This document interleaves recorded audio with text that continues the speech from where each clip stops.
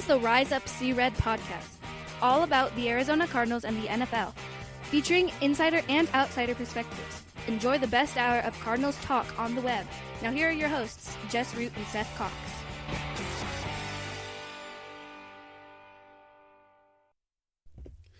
Hello, Arizona Cardinals fans, and welcome to the latest edition of the Rise Up See Red podcast. I'm your host, Jess Root from CardsWire.com, the NFL wire site from the USA Today covering the Arizona Cardinals. And Seth Cox, my co-host, is on the show as we are normally having him on. He's from SB Nation's Revenge of the Birds, their Arizona Cardinals site. And we have reached week one. The rosters are cut down, and we have big news. How excited are you, Seth, for actual football coming this week? We're recording on a Tuesday night, so that means in 5 days from now, the Cardinals might be 1-0. Yeah, it's exciting. It's also odd because it still doesn't really feel like football's coming because we haven't really seen any football yet in terms of live NFL action in any way. So it feels odd. I don't know how many fantasy leagues you're in, but doing drafts Zero. and stuff. I don't do fantasy.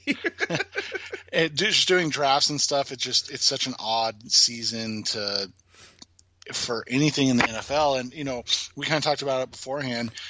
Previewing this game tonight is just odd in and of itself because we have the information that, we've kind of seen, and then we have the information that the Cardinals have given us, but we really have no information on a lot of things, and it's going to be interesting, and it's going to be exciting. It's going to be completely different and new this season. But yeah, it's just, I think it's going to be one of those things. I'm not going to believe it until Thursday night when the Texans and the Chiefs take the field, and then we start to look at, oh wow, the NFL's back. This is real. Like we can enjoy things. It's gonna be great, and it does feel like, in a way, the college football season where it just starts, and the difference is that first week isn't a cupcake. It's not ASU against NAU. It's the Cardinals against the San Francisco 49ers, the NFC champs. And so I'm so excited for this week. As I get caught up every single year, I think you probably for the last 7 years heard me get excited about the outlook of the Cardinals. And this year I'm legitimately excited because there is the potential. And I personally am not predicting a big year, but there's the potential for doing something special if everything comes together. It's not like other years where you felt like things like they legitimately have the talent on their roster right now to do really good things. Yeah, fans that we're friends with that I talk to and text with, they were texting today after the the news on DeAndre Hopkins about how they feel like, for the first time since, that 2014-15 season, that you see this team building in the right direction where you feel like that they're going to be good consistently, and that they're prioritizing the right way, and that they're kind of getting their superstars taken care of, and then they'll fill in the rest of the roster with good talent, but knowing that they've got these guys under lock and key, and it's different than even that feeling after the 2016 season, because I think we would all agree we were all very excited for 2016, that everybody felt like that was going to be a good year, and then just the injuries beset the Cardinals, and it just didn't happen. But that 2017 season felt like it was just them trying to get one more season out of it. And in 2018, you and I have talked about this quite a bit, felt like it was them trying to put a Band-Aid on a head wound. And it was just, there was just nothing that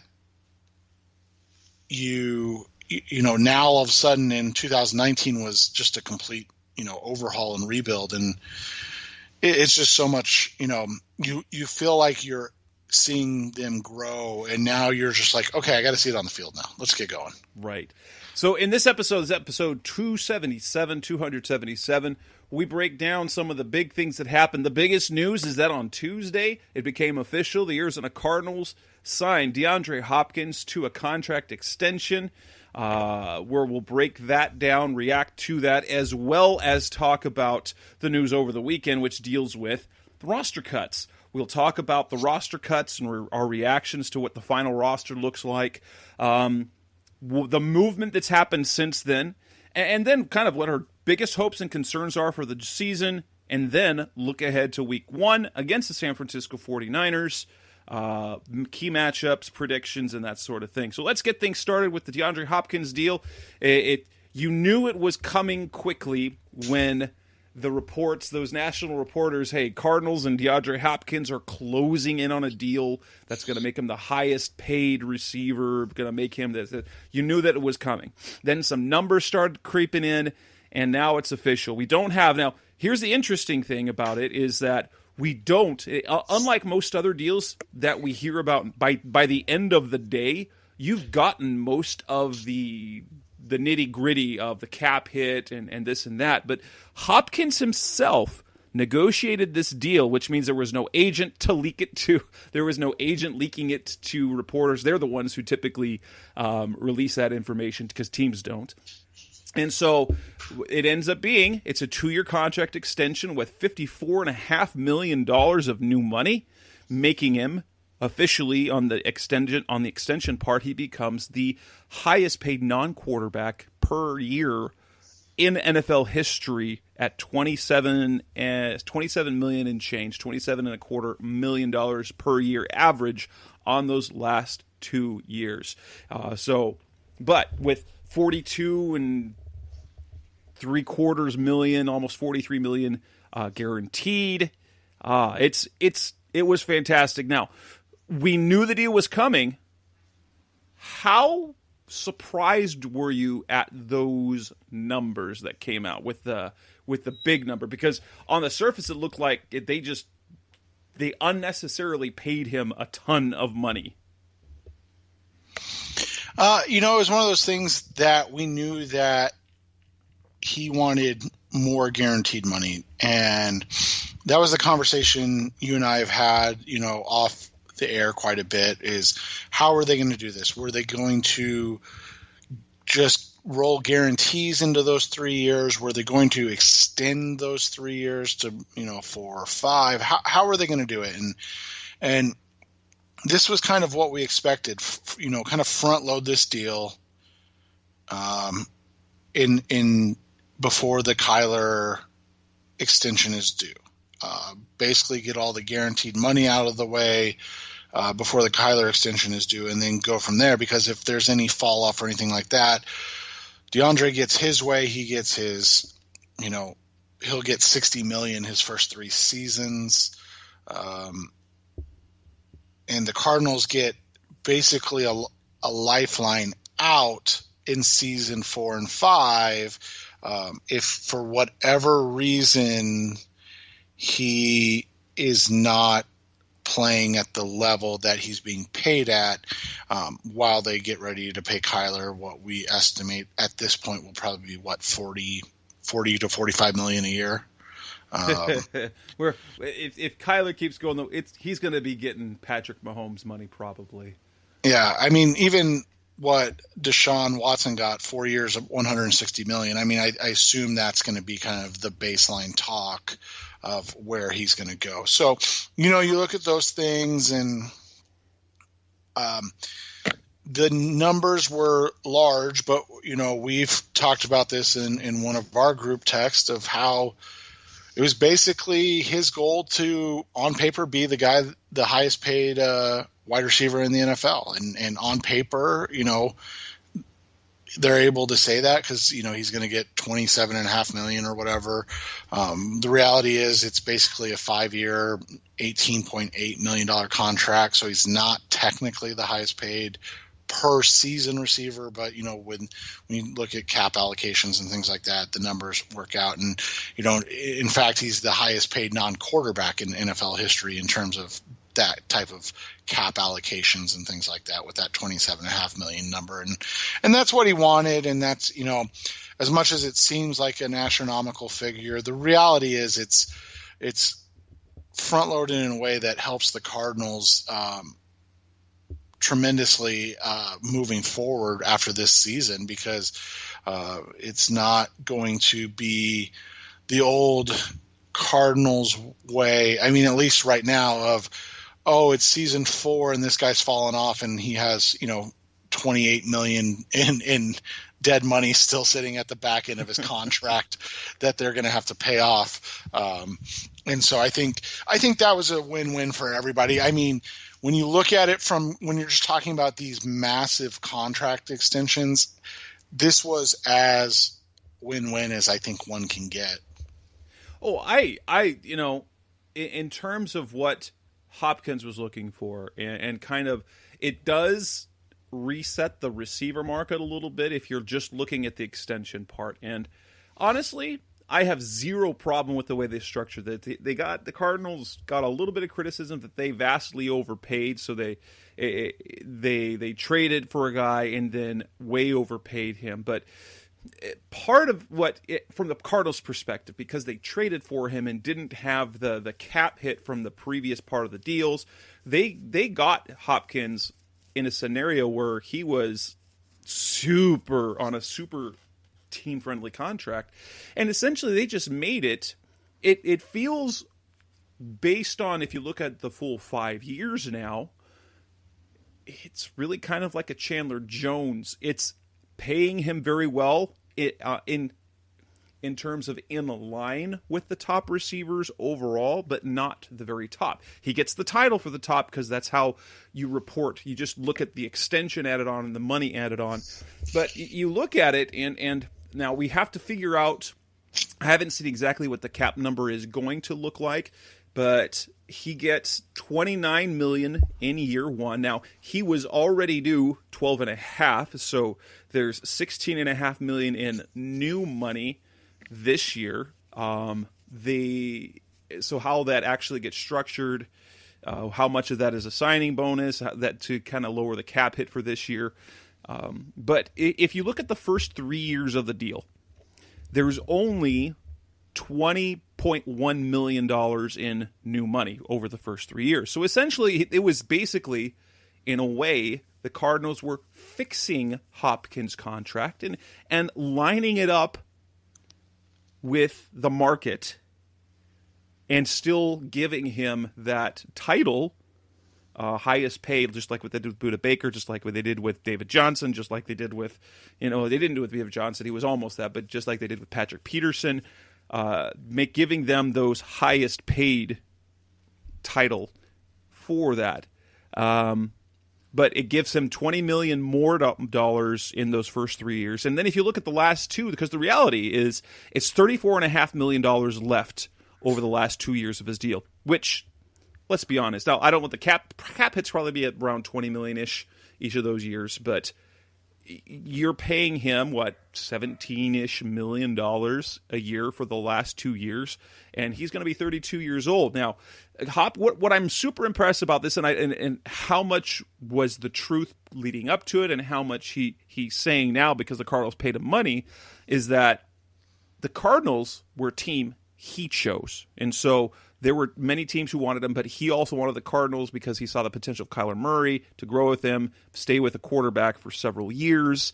And interesting thing is we learned about in the press conference is kind of his post-football. Hopkins wants to be an executive. He wants to be a general manager, and that was kind of the part of the reason why he negotiated his own deal, is so he could become well-versed in contract language. And so it feels like he's lining himself up, and ideally, if he can be kind of the next Larry Fitzgerald in that sense, that he continues on, and after age 32, as kind of Larry Fitzgerald's done, has take the $11 to $12 million 1 year deal up until the end of his career. So Hopkins can basically become a lifer as a Cardinal too.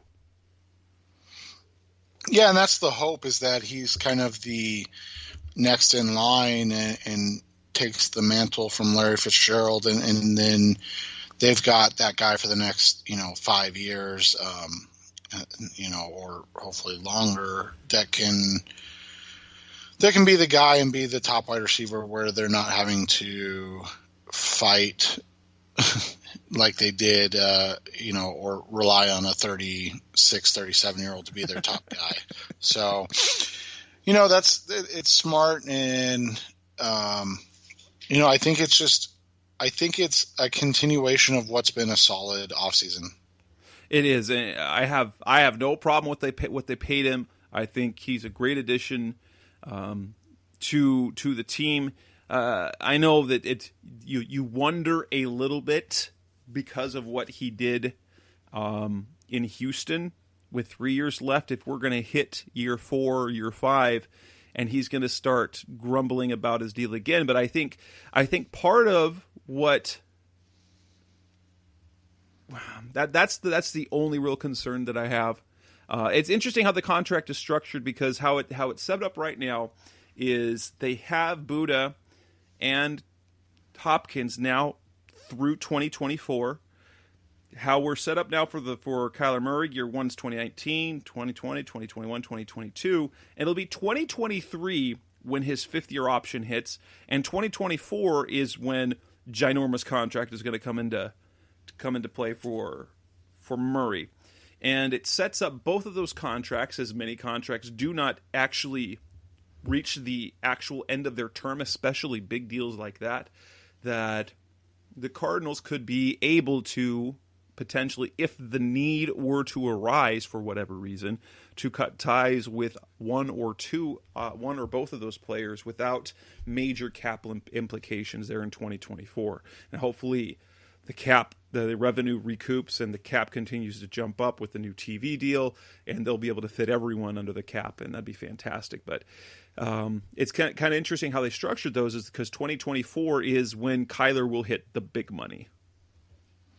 Yeah, and so that's how, they're basically setting up for talent pre-Kyler and then talent post-Kyler. And we've seen teams do that. Obviously the Seahawks and the Packers, and now it'll be interesting to kind of follow the Chiefs and how they and Texans and how they do that, because at least the Seahawks and Packers and Chiefs had won a Super Bowl, and how that goes that way. Yep. Hopefully they can get that. Coming up next on the Rise Up C Red podcast, the best of Cardinals talk on the web, we're going to move on from the Hopkins deal and talk about the weekend of roster cutdowns. Break things down, react to what we saw the Cardinals do. That's coming up next on Rise Up C Red. We're back on the Rise Up C Red podcast, the best of Cardinals talk on the web. The rosters were cut down to 53 players, and probably most notably of all the moves that were made was one that was not even on final cutdown day, and that was the release of 5 players, which included our super potential receiver in Hakeem Butler, whom everybody loved coming out of the drafts.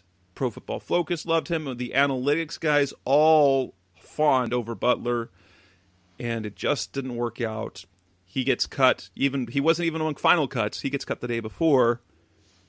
He doesn't get brought back on the practice squad. He's not claimed on waivers and doesn't sign with any other team's practice squad either. What exactly happened to Hakeem Butler?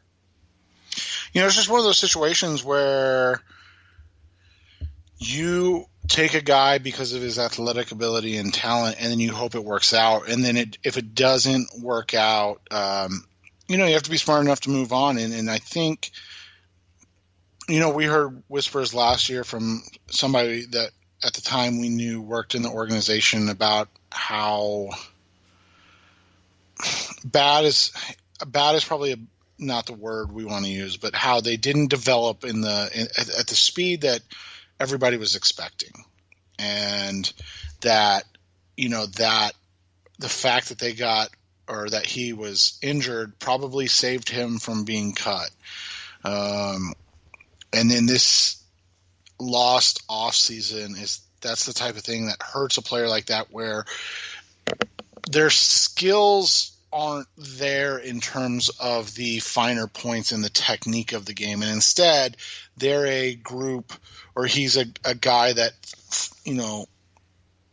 that flourishes with his size, speed, length ratio. And that's why, what makes him so good. And so now you get to the NFL and you get he's 6'4", 6'5", and all of a sudden now you're going against corners that are 6'1", 6'2", instead of 5'9", and physical, 5'10". And physical, like you said, how many Big 12 cornerbacks end up playing in the NFL? Yeah, exactly. And so that's kind of, it's just the unfortunate thing. And you look at Butler, and he just, I think Cliff Kingsbury said it best. He just needed a fresh start, and both sides did, because expectations were never met. And this is what I'll say, and this isn't a shot at Butler, but you listen to the way DeAndre Hopkins talked about David Ray, the wide receiver coach, yesterday or Monday, whenever it was, and he talked about how much he's learning in this camp compared to other camps. And then you kind of carry that over to Keyshawn Johnson and Andy Isabella, and all that the ravings that we've heard about their, the steps they've taken and how much, how improved they look. And then you never heard that about Butler. And maybe it just is a disconnect of teaching philosophy.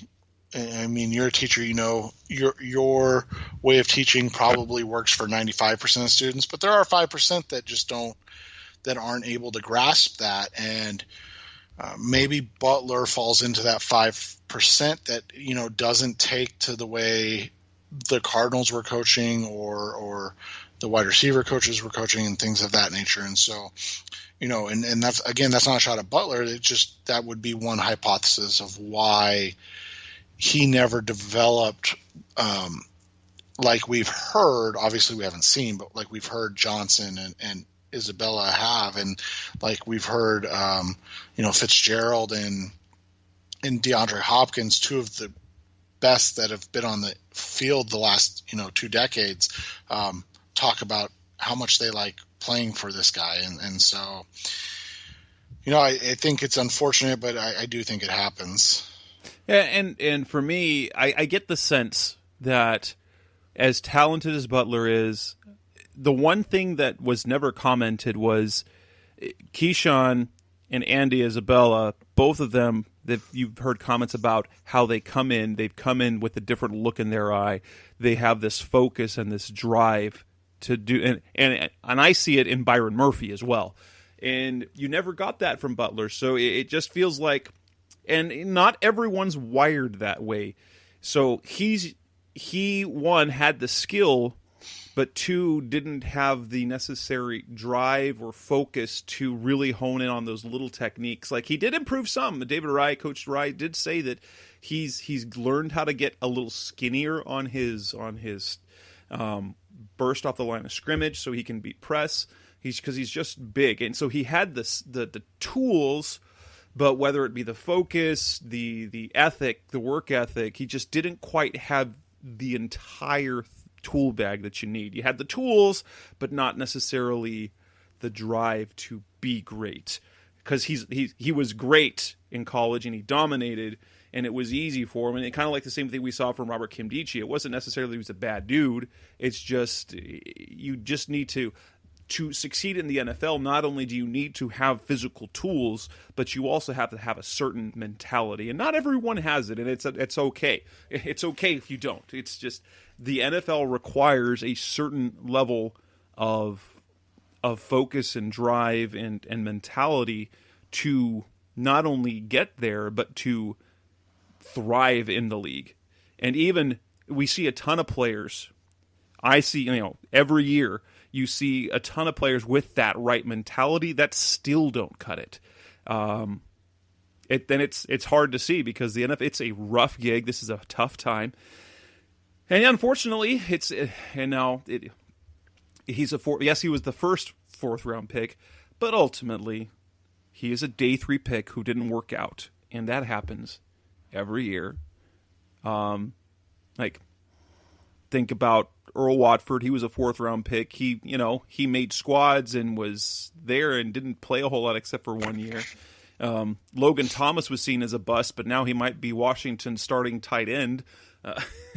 It's things, sometimes things don't work out, and day 3 picks, if they don't, as long as you get a few contributors on day 3 picks, you're doing all right. You don't obviously want your top 4th round pick to kind of bust out, but then when you get like this year's picks, Rashard Lawrence and then Lucky Fotu, it looks like that they've got a little bit of potential. Now, as we go around the rest of the roster, what were your initial, as we got the cut down names, as they started rolling in, and as we got the final list, which was, it wasn't nearly as late as it was before, as in years past, 3:00 instead of 5:00. What were your biggest takeaways from how this roster was constructed initially? Obviously it was balanced. You and I talked about that. We kind of laughed because we nailed the 25, and obviously the 3 specials, and that went off. I was a little surprised. Only 4 defensive backs. I was thinking 5. You had, or cornerbacks. You had 6. I did. And then they undercut both of us and went 4, but that kept Kylie Fitz, a guy you and I talked about quite a bit. And both of us had him as a practice squad guy. I mean, we felt confident in that take. So, and then, you look at the defensive line, and they've already made a couple changes along there, but it was a balance of run stoppers and kind of hole pluggers against guys that can push the pocket and maybe pass rush a little more. And then, the linebackers, I don't think that was – I should say the off-ball linebackers were not shocking at all. And then the safeties, you and I debated the Banjo and Washington thing, and I had this feeling that the fact that they've been so – or Jeff Rodgers has spent so much time, trying to get this to be one of the best special teams units in the NFL. I felt like he was going to want to keep both those guys. I did not see them keeping both Vallejo and Zeke Turner like they did, and you and I talked about that a little bit as well. We thought one of those guys would make it and one of those guys would be on the practice squad. And, obviously we picked differently and both of us kind of missed because we both got one right and not the other one. So it's just one of those situations where, I think on the defensive side of the ball that you had a lot of balance and you had a lot of special teams focus. Offensively, I don't think there were really any surprises outside of just keeping 3 running backs. And that wasn't a surprise outside of you and I are still kind of wondering who they're going to have return kicks and punts at this point. Maybe they're just going to let them go out of the back of the end zone or send somebody back there on punts to fair catch, and that'll be that. But yeah, I don't think there was a huge surprise. I guess Kylie Fitz would probably be the biggest, like, whoa, that was a name I didn't expect to see type of thing. There for me, honestly, there was one, like, not the actual addition didn't surprise me, that the fact that they went with having the 3 quarterbacks on the roster, I was mildly surprised. I wasn't surprised completely, but I felt that with some of the other needs on the roster, I thought there's no way they could keep Chris Streveler, and Cliff Kingsbury made it clear. Both Hundley and Streveler earned their spot on the roster. We'll see what Streveler ends up doing in terms of special teams, if any. But for me, really the one surprise was Michael Dogby, who made the initial roster. We'll talk about there's been some moves. He's no longer on the active roster.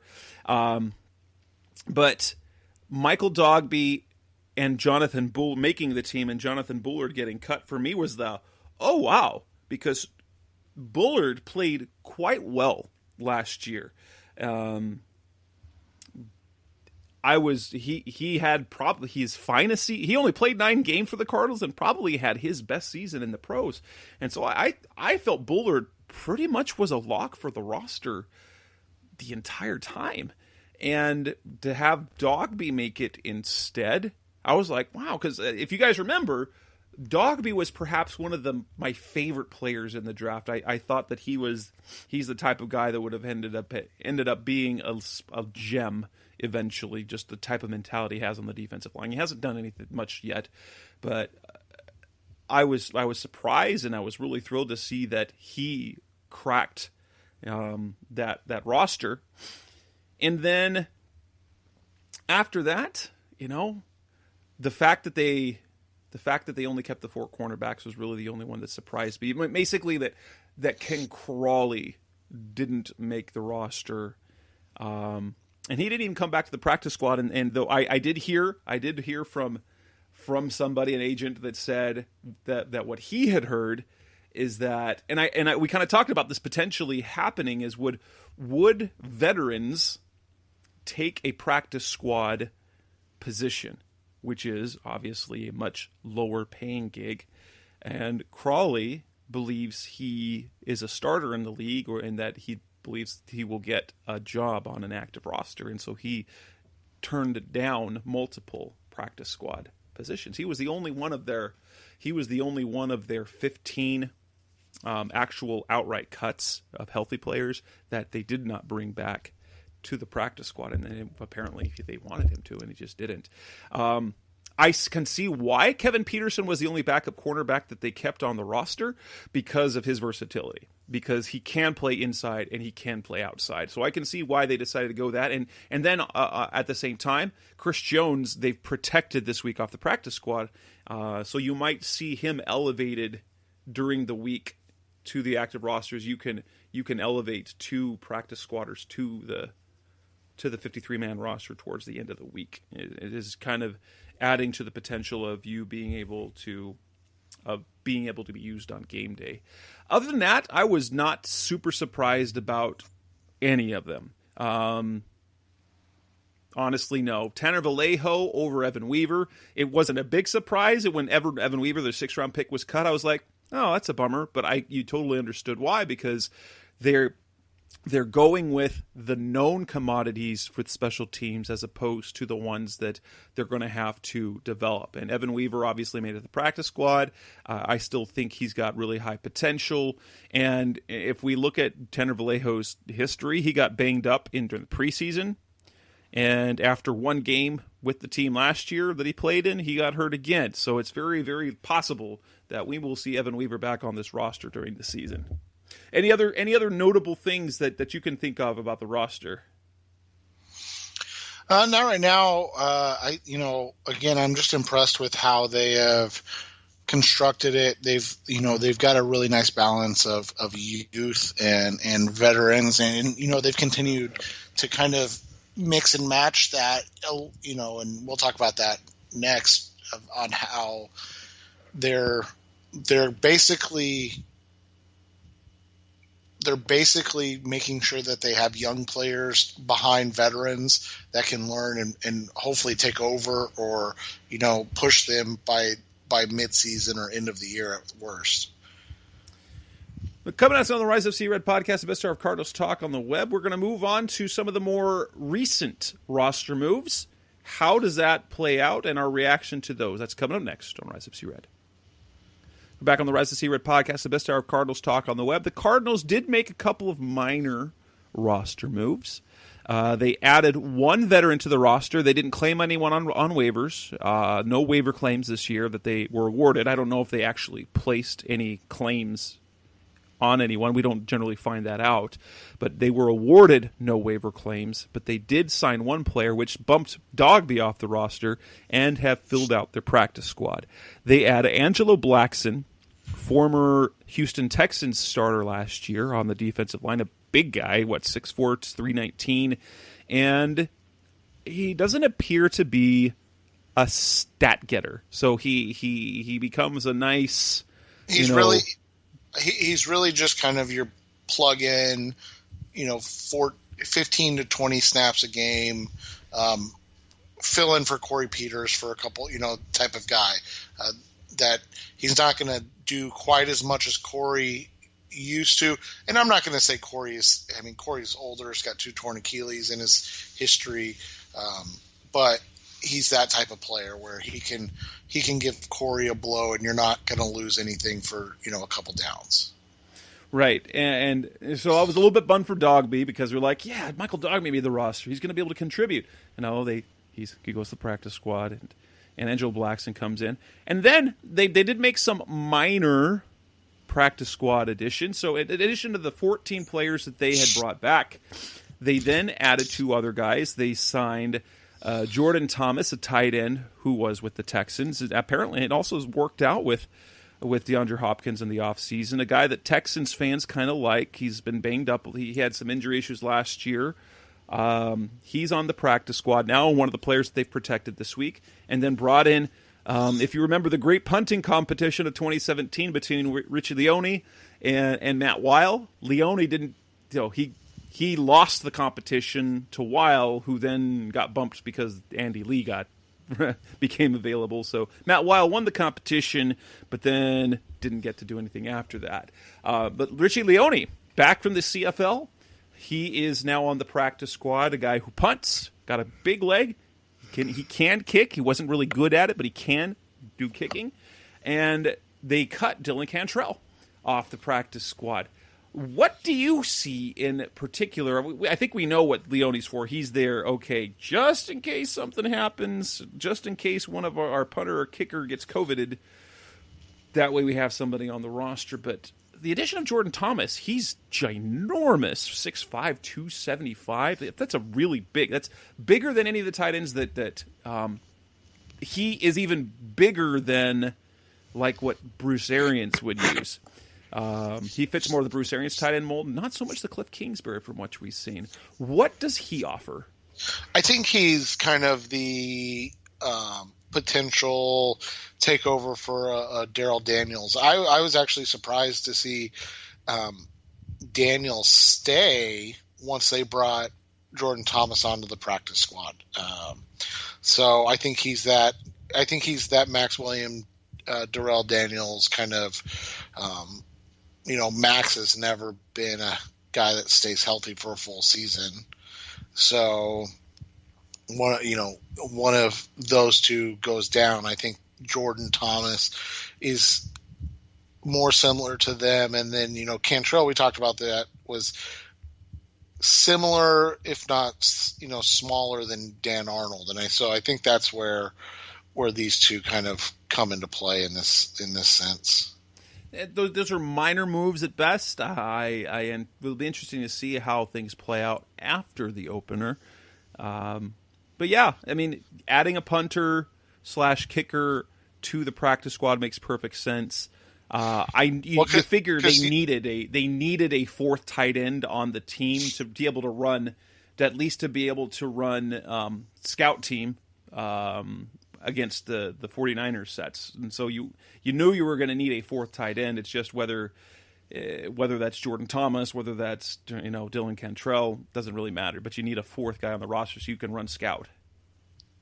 Yeah, and you and I had actually talked quite a bit about the punter-kicker thing on the practice squad, and we thought it was important to have one of each because of the COVID conditions and the amount of issues that they've seemed to have with the false positives right now. And so I think just having one is fine. Like you said, he's not a great kicker, but I mean, for a game, he would be in a pinch. In that sense, he'd probably be just fine. I mean, ideally you're scoring touchdowns, so it's extra points, and you don't have to worry about the field goals.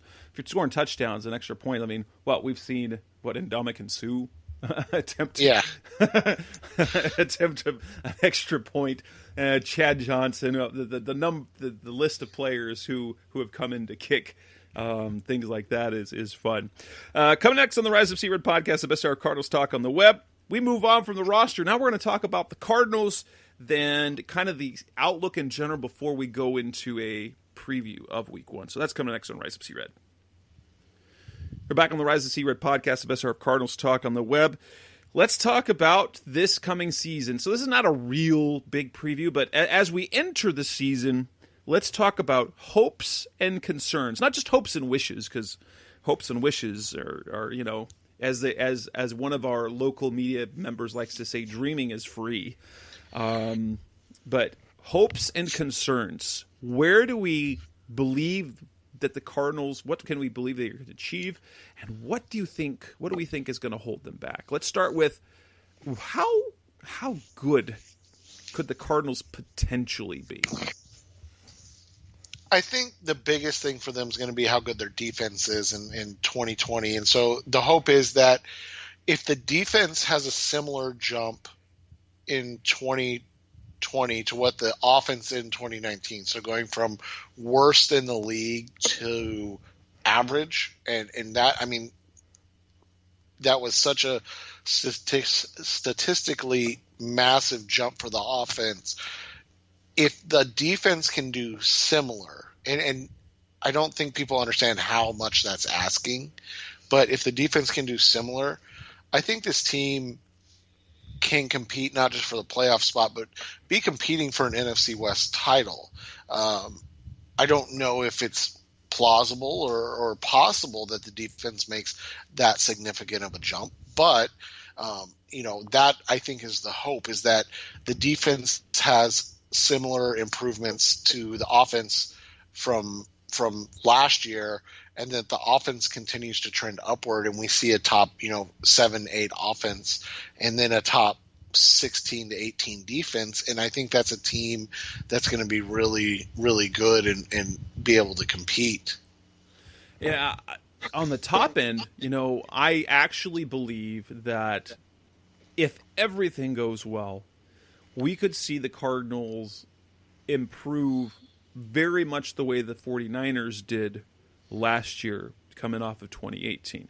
I'm not saying like 13 games, but I fully believe that if everything goes right, if everything goes as planned, then this is a team that could win the NFC West. They'd be in the mix, like you said. They could definitely win the West, because I think in terms of hopes, this offense should be great. I mean, you look at it, the scheme is proving to be good. The quarterback should be great. Like, it'll be disappointing. Like, honestly, I know it's the expectations, like the numbers. I think I will be disappointed a little bit if Kyler doesn't have,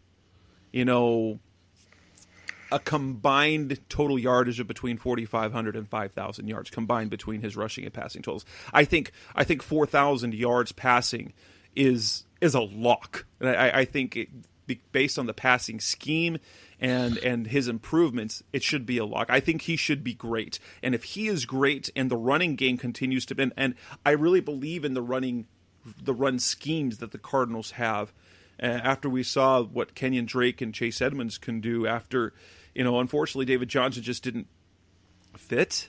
His running style early on in the season just didn't fit, and then they didn't trust him enough.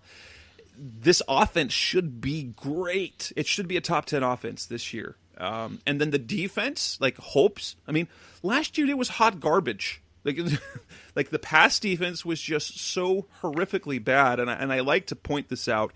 Their passer rating allowed, their opponent's passer rating was 109.4 or 109 point something. A passer rating of 109 is what earns quarterbacks like MVP seasons. That's higher than, and that's like Hall of Fame plus level. So basically, every quarterback that played against him had a career game. Basically, the collective quarterbacks had the best season that you could possibly have. They gave up 38 touchdown passes. I believe the record worst is I think the Texans in 2010 gave up 40 touchdown passes. And that was with basically no ability to cover in the middle of the field. One edge position, which was completely unable to cover at all, with a depleted defensive line to injuries, with your third, fourth, and fifth corners playing for the first half of the season, essentially. There's if this team with the improved talent and fit isn't an average defense, I'm really going to be shocked, because I think Devon Kennard is a perfect fit. I am super excited about what he can achieve this year from that other edge position. Devondre Campbell is a huge upgrade over Hassan Reddick and Joe Walker, and then you add Isaiah Simmons to the mix. I honestly think a healthy Drake Kirkpatrick is probably even better than a Robert Alford. Now that's going to be different. He's not as familiar with the scheme, but in terms of talent and length, if he is healthy, I think he's even better than Robert Alford, and we know what Patrick can do when he's motivated. I think Byron Murphy's going to be good, and I think the back end's going to be fine. So I'm not saying they're going to be a top 10 defense, but this should definitely be an average defense. And if you got a top 10 offense and an average defense, and you're not turning the ball over too much, this is a team that be good. Now, my concern is, well, what if Murray is less careful with the ball this year? We saw some turnovers late in the year as opposed to being careful early on. That could derail some potential greatness, or if that second corner spot ends up being Kirkpatrick, who's 30 whatever years old, and he gets hurt, that you don't have much depth at that position, and you've already burned a roster spot for that. And then what if Christian Kirk gets dinged up again, and then you just have, for me, it comes down to if people play to their even just average potential, I think they're going to be good. But are you concerned that a key position like, say, Chandler Jones gets hurt for a few games, or Kennard, or one of the cornerbacks, then that really changes what they can do defensively. Yeah, and that's the thing, is they're woefully thin at a number of key positions. I would say their two most or their two positions with their best depth is probably quarterback and running back, and the wide receiver depth isn't bad at all either. I think you have a lot of unproven talent at the wide receiver position, but I think you have a lot of highly invested talent. So I just, it's not a very deep team. The offensive line does have some depth that's interesting, but for the most part, I think this is a top-heavy team, and if they can stay healthy, I think that's going to be one of the biggest keys. And you can say that about every team, obviously, but I think the Cardinals' top 25 is probably closer to Seattle's than it is to, let's say, Jacksonville's, which is a big improvement from having the first pick 2 years ago. So I think that's one concern is injuries, like you said, the depth at certain positions. I think another concern is whether or not Vance Joseph is the guy on defense. I feel like he's never produced consistently as whether he was the head coach calling the defense or just flat out the defensive coordinator. I don't feel like he's produced enough to give him the benefit of the doubt over his career. And so I'm interested to kind of see how that plays out this year, because from what we've seen and then heard at training camp, he's been very different is probably the wrong word, but he's been a guy that's taking advantage of some of the unique talents he has. Obviously Jess and I are kind of embargoed from giving out too much information, but you'll see in week one, you'll see some of this stuff. but I think, you and I have talked about it. We're pleasantly surprised with some of the ways that they're deploying their talent. This at least so far in camp. Yes, that's ultimately. I think this is a worst case scenario that they're a 7-1 team, which I've seen plenty of 7-9 predictions. That's a completely reasonable expectation for a team, or prediction for a team that won 5 wins a year ago, and that defensively was atrocious. And so I think it's completely reasonable for someone to say they're only going to win 9 games. But I think that's their floor, honestly. I think that's their floor. And I think they can I think they can go between 7 wins and 11 wins optimistically. I'm not going to that's kind of the top. I've already made a 9-7 prediction, and they probably miss the postseason. But that's simply because, I mean, even though the homer in me says they're going to go to 11-5, they're going to win the NFC West, that there's a part of me that always says that. This is the year, it's happening. But, you know, as long as you have Russell Wilson and as long as you have the 49ers who, they overcame all the expectations. They outdid all expectations last year, and they kept winning and they kept winning and kept winning. Now they've lost a few. Like, they've got issues at receiver right now. They've got some injuries on the O-line. Their defensive line isn't as good when they lost to Forrest Buckner.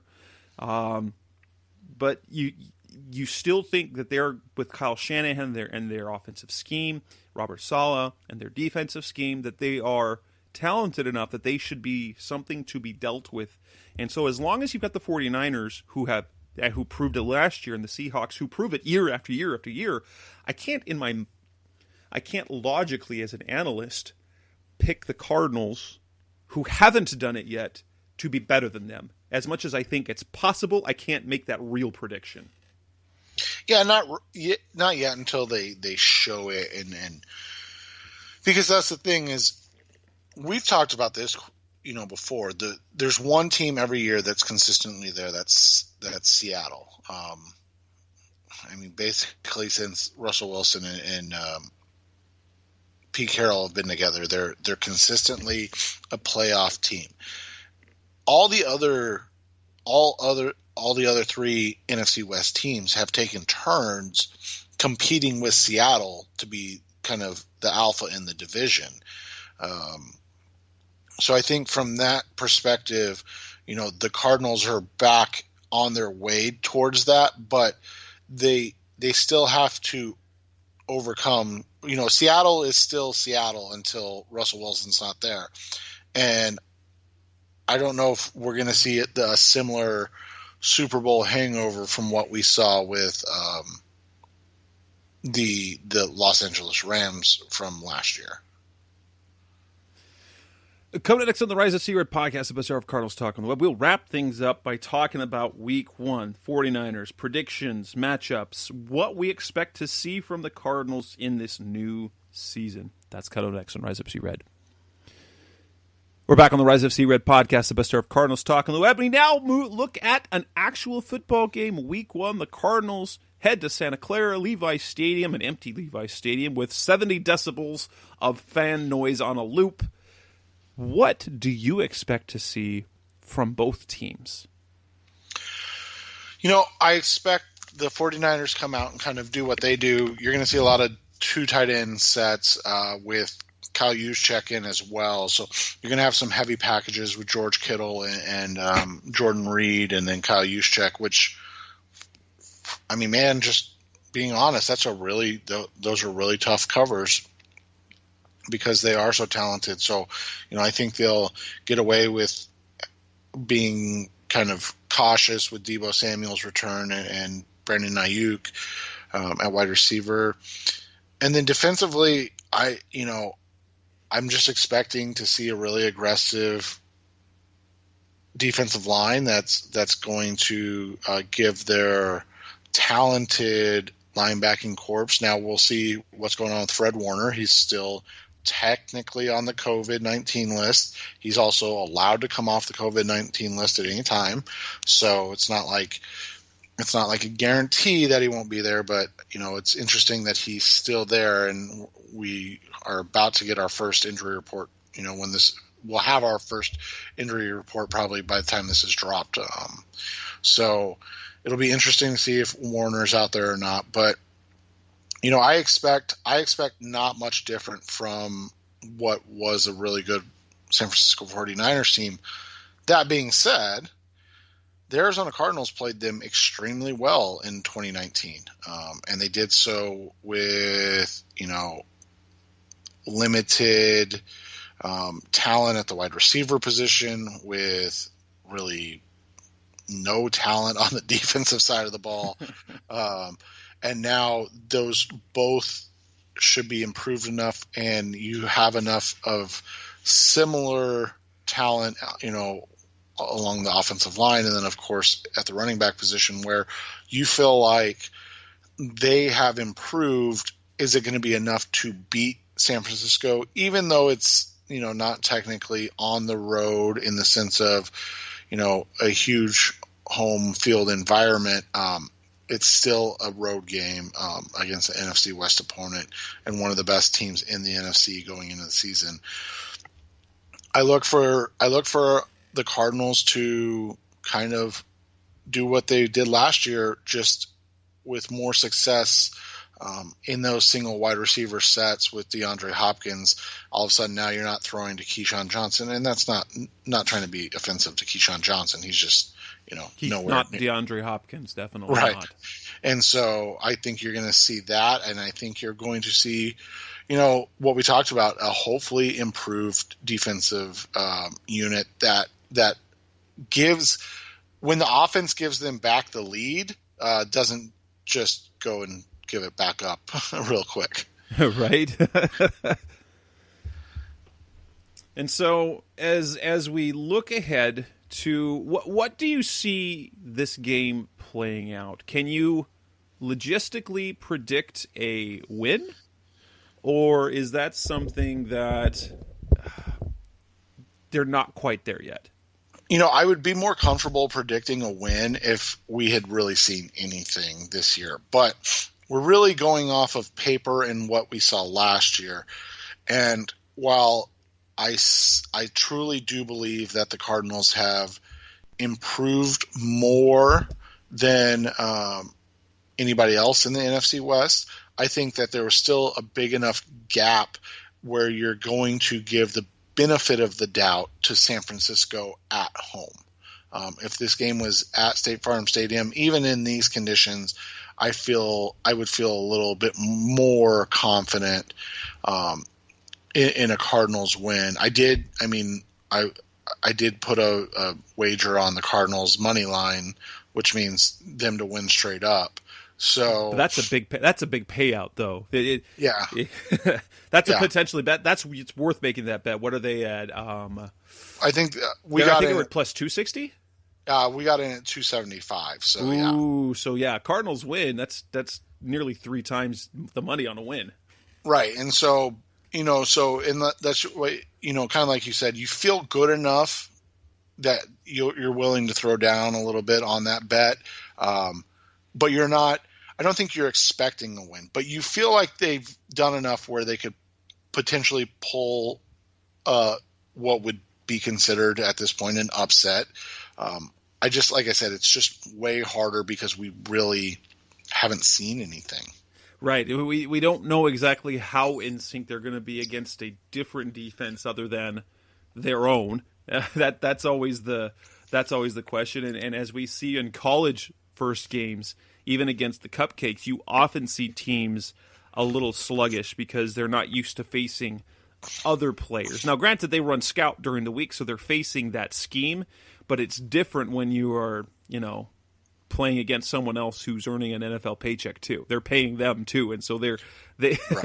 It's different than just giving you looks on practice. Well, and it happens to be, one of the best teams in the NFL, especially on defense. I'd like to say that the Cardinals now for Niners Wire, my prediction, I did predict a Cardinals win, that they kind of shocked them. I think it was like 36-31 or something like that. But honestly, I think it'll go down to the wire, and that if I'm making a realistic prediction, that the 49ers will pull away. Either it'll be one of two things, that the Cardinals fall just short of the rally, or the 49ers come away with a late touchdown. And even though the defense is improved, they see, they kind of have some of the same problems, because they could have or should have won both games last season, the Cardinals. They had a lead in Santa Clara, and they just needed to stop. And then Jeff Wilson, touchdown, and then the backdoor push on everything with that fumble and touchdown at the end of the game. But then the one on Halloween night, if they get one stop, the Cardinals were down by 3, and the way they were moving the ball, it just felt like that they were going to win that game. So there was a game they should have won, another they could have won, and so I kind of expect the same thing. I want to make a Cardinals win prediction, but I'm just not quite ready to do that. I think Kyler will play great. I think the defense will falter, unfortunately, which is sad in my mind, which is weird because the 49ers, which the Cardinals are in a really good position because, the 49ers are really, Deebo Samuel, I doubt plays. Brandon Ayuk is going to, they might not have a legitimate wide receiver, starting receiver, playing receiver, which means the production from the wide receiver position, now granted, Kyle Shanahan is really good about scheming players away from Patrick Peterson and guys like that I have a feeling that their receivers will put up almost nothing against the cornerbacks the Cardinals have, and it'll just be a matter of, okay, can they stop the run game and can they limit the tight ends? And so in my mind, I'm thinking, well, the Cardinals should be able to win this game, but I'm still like, oh, no, I'll give the 49ers a 28-27 win. Yeah, and I would agree with something like that, where you see a 31-28, Niners win in a game that leaves you excited but frustrated at the same time. Yeah, and I want the Cardinals. It would be fantastic for them to win the game because then they get that monkey off their back, like something that Seth's pointed out. It's a stat that the Cardinals have not been over 500 since 2015. Because they started 2016 losing their opener, they never got over the hump after that.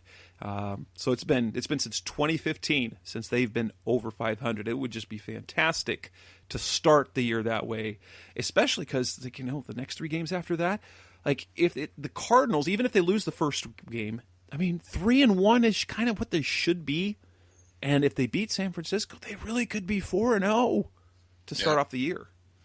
Yeah, and you'd really like to see them come into, this is looking way ahead, but you'd love to see them go into that Monday Night Football game as a team that is respected around the league and that people are, looking forward to seeing play. And that would be, that's week 6, and there's a really good chance that even like you said with the loss in week 1, that they could go into that Dallas game at 4-1, and you're feeling really good. And like you said, you beat San Francisco, man, 5-0 going into Dallas on Monday night. That maybe Jess and I can pull our money together and buy half a seat. That's $13,000.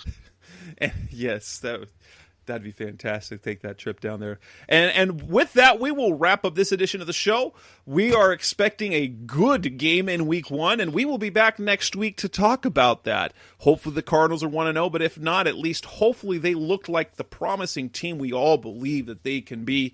So we will end this edition of the Rise Up See Red podcast, the best of Cardinals talk on the web. We'll be back again next week. We're going to be on the air pretty much every week from now until the end of the football season. That's Seth Cox. I'm Jess Root. We'll be back again next week. Thanks for listening. Go Cardinals. Thanks for listening to the latest edition of the Rise Up See Red podcast. Listen to previous episodes and subscribe to the show on Apple Podcasts, Stitcher Radio, Audioboom, or many other podcast platforms so shows are delivered directly to your mobile device. Please give the show a 5-star rating and always support the sponsors who support the show. We'll be back soon for the best hour of Cardinals talk on the web. Rise up, Red Sea, be Red, See Red, and of course, Rise Up, See Red.